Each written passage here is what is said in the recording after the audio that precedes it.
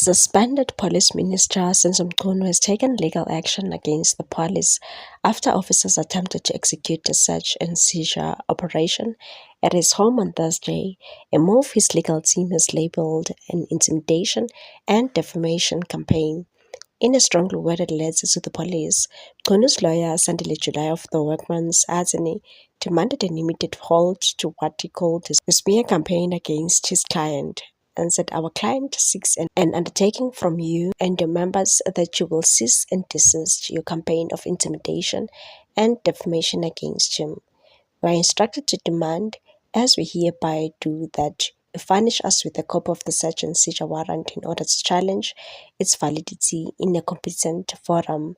The attempted raid on Mchunu's home coincided with another police operation targeting Deputy National Police Commissioner for Crime Detection, Lieutenant General Shadrack Sibiya.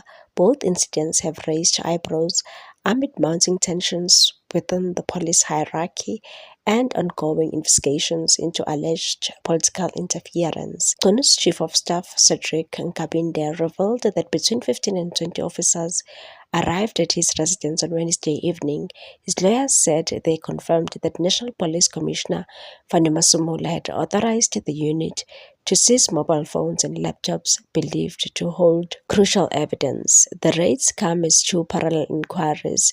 The Matlanga Commission and Parliament's Ad Hoc Committee probe explosive allegations made by the KZN Police Commissioner, Lieutenant General Mkhwanazi. Mkhwanazi has accused senior politicians and police officials of meddling in law enforcement operations and protecting criminal cartels.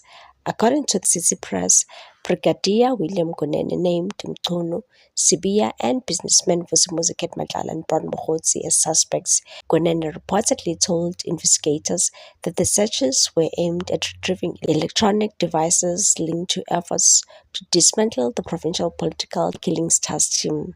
This aim stems from data allegedly extracted from Matlala's phones, which suggested coordination among the suspects.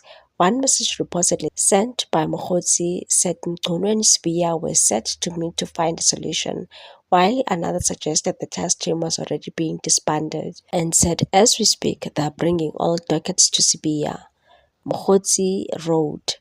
Brigadier Gunene further alleged that these messages were exchanged a day after Lieutenant General Mkhwanazi was instructed to disband the Political Killings Task Team, a unit central to investigating politically linked assassinations in KwaZulu-Natal. The unfolding saga deepens the turmoil within the police service, highlighting the rift between top brass and political figures as corruption and accountability once again take a center stage.